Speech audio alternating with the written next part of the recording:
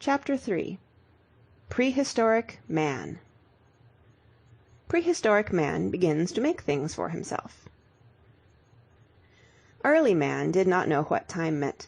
He kept no records of birthdays or wedding anniversaries or the hour of death. He had no idea of days or weeks or even years.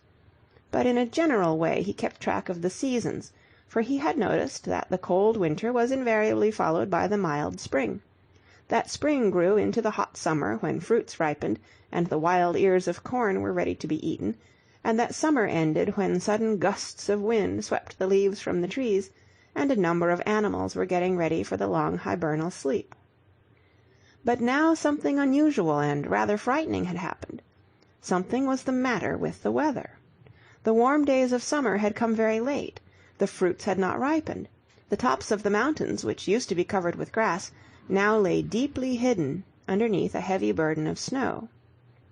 Then one morning a number of wild people, different from the other creatures who lived in that neighborhood, came wandering down from the region of the high peaks. They looked lean and appeared to be starving. They uttered sounds which no one could understand. They seemed to say that they were hungry. There was not food enough for both the old inhabitants and the newcomers. When they tried to stay more than a few days, there was a terrible battle, with claw-like hands and feet, and whole families were killed. The others fled back to their mountain slopes, and died in the next blizzard. But the people in the forest were greatly frightened. All the time the days grew shorter, and the nights grew colder than they ought to have been. Finally, in a gap between two high hills, there appeared a tiny speck of greenish ice. Rapidly it increased in size. A gigantic glacier came sliding downhill. Huge stones were being pushed into the valley. With the noise of a dozen thunderstorms, torrents of ice and mud and blocks of granite suddenly tumbled among the people of the forest and killed them while they slept. Century-old trees were crushed into kindling wood. And then it began to snow. It snowed for months and months. All the plants died, and the animals fled in search of the southern sun.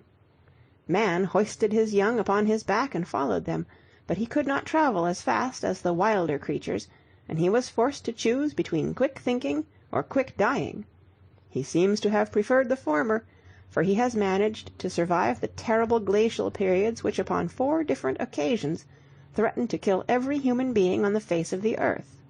In the first place, it was necessary that man clothe himself, lest he freeze to death. He learned how to dig holes and cover them with branches and leaves, and in these traps he caught bears and hyenas, which he then killed with heavy stones, and whose skins he used as coats for himself and his family.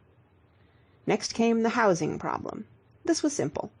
Many animals were in the habit of sleeping in dark caves. Man now followed their example, drove the animals out of their warm homes, and claimed them for his own. Even so, the climate was too severe for most people, and the old and the young died at a terrible rate. Then a genius bethought himself of the use of fire. Once, while out hunting, he had been caught in a forest fire.